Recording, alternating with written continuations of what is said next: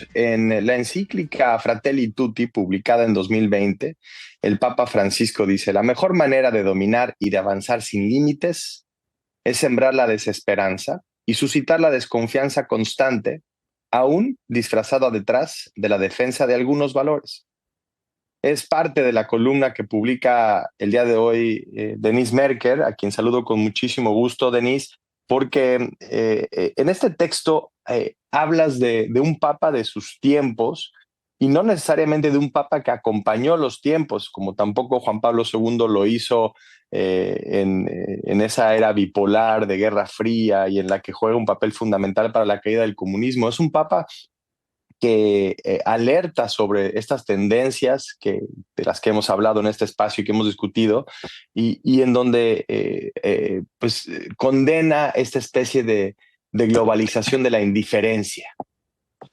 Enrique, qué gusto saludarte allá en Roma. Fíjate que lo que me pareció más interesante de leer este Fratelli Tutti, como dices tú, publicado en 2020, es la terrible y profunda actualidad que tiene. Empieza con un diagnóstico de lo que nos ocurre, lo escribe antes de la pandemia, pero es extraordinariamente preciso en él le llama una aséptica descripción de la sociedad en la que vivimos y que me parece que leída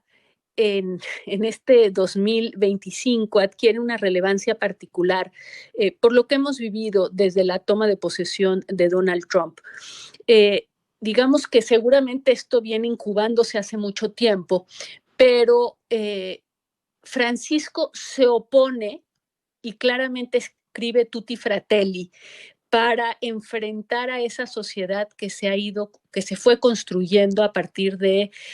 desde luego, el capitalismo, pero más concretamente la globalización y después claramente la llegada de ciertos populismos y después de una cierta forma de comunicación a través de las redes, la polarización, la utilización del lenguaje cada vez más violento y agresivo y descalificante. Y esta frase que acabas de leer, como otras muchas que tiene su descripción, me parece muy precisa porque fíjate, los que denigran, denostan, ridiculizan y demás a los otros que es que en aras de proteger ciertos valores. Y me viene a la mente J.D. Vance, el vicepresidente de los Estados Unidos, por cierto, convertido al catolicismo, que es increíblemente y son increíblemente violentos en su descripción de esos otros, de esos migrantes o de esos liberales o de esas mujeres que no tienen hijos pero gatos. Toda esa forma horrible de presentar a los demás y al mismo tiempo diciendo que lo hacen en aras de defender a una cierta concepción de la sociedad y a valores, pongo entre comillas, cristianos y demás. Creo que en ese sentido, y lo que trato de escribir, y esto va mucho más allá de la creencia religiosa que uno pueda tener, me parece muy relevante Tutti Fratelli en el sentido de una voz claramente contraria a lo que hoy domina en el universo, digamos, en el mundo político, estas voces como la de Trump, como la de un Putin, como la de un Orbán, como, bueno, que te digo, un Milei, un Nayib Bukele, estas voces que se están entronizando y que están normalizando una denostación, claramente haciendo diferencias entre ellos y el resto, entre lo que pretenden defender y en realidad en esa visión tan destructiva y tan humillante que tienen sobre el ser humano. Sí, la historia se va entrelazando, ¿no? Con la historia de estos 266 papas que hemos tenido y la realidad de la institución más antigua que sigue operando en este mundo. Y digo, se va entrelazando porque el Papa hablaba solamente ahorita en estas líneas de la pandemia, de estas imágenes de Francisco subiendo las escaleras de la Plaza San Pedro en marzo de 2020 y rezando solo, enviando un mensaje en donde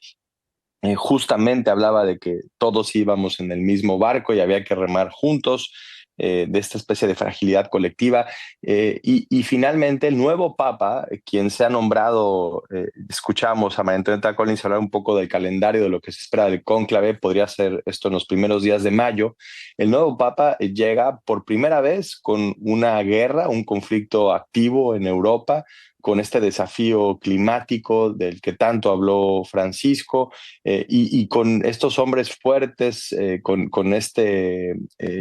Discurso. discurso de deshumanización, de criminalización de lo otro. En la decisión de quién será el próximo papa, pues está esta realidad geopolítica que es abrumante. Y claro, y además, ¿quiénes son las voces que resisten, Enrique? Y es un tema que se ha preguntado mucho en Estados Unidos, y recordarás a esta religiosa el día de la toma de posesión de Trump en la iglesia, que lanzó un discurso, no recuerdo su nombre. Ahora vemos cómo la Universidad de Harvard se enfrenta a Trump, pero la verdad es que si me preguntas quiénes son esas voces que resisten a este discurso, pues son pocas, o por lo menos no tienen esa presencia, y creo que Francisco era una de ellas. Más allá de que fuera o no escuchado, me llama la atención que Milei vaya al funeral y que Trump vaya al funeral, porque realmente, digamos, no puede ser nada más contrario a lo que decía Francisco que la forma en que ellos se comportan. Pero lo que quiero decirte es, no hay estos liderazgos potentes, humanistas, que defiendan cosas muy básicas que trascienden, insisto, la religión católica, como que todos los seres humanos tenemos una dignidad común y que somos iguales. Cosas muy, muy básicas, y muy universales. Y creo que claramente va a haber una disputa tremenda en la iglesia sobre si continúa esa voz discrepante de lo que son los nuevos fascismos del tiempo que vivimos, o si va a ser una voz que se acomoda a los poderes de su tiempo. Y pues creo que es una batalla impresionante, dado que no tenemos en el mundo en este momento personajes como un Nelson Mandela, o como, estoy refiriéndome de verdad a liderazgos mundiales que tengan una voz y una fuerza para defender valores que creo que han sido compartidos y que son la gran aportación de Occidente a la humanidad, y que hoy están realmente vapuleados, como lo estuvieron en los años 30 del siglo pasado, y como lo han estado cíclicamente.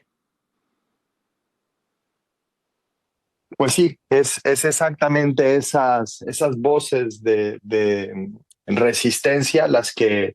veremos si surgen desde la decisión que tomará el cónclave del Colegio Cardenalicio, los 135 cardenales que deberán votar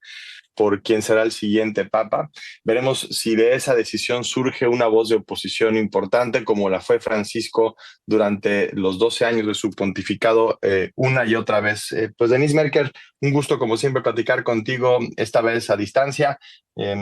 y pues siguiendo muy de cerca, no solamente ya la despedida del Papa Francisco, que se extenderá hasta el sábado, con la presencia, como dices, pues de las figuras, de los líderes políticos que predican un mundo y una forma muy distinta a la que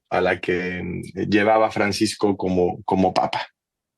Te mando un abrazo, Enrique, allá a Roma. Gracias. Y, igualmente un fuerte abrazo.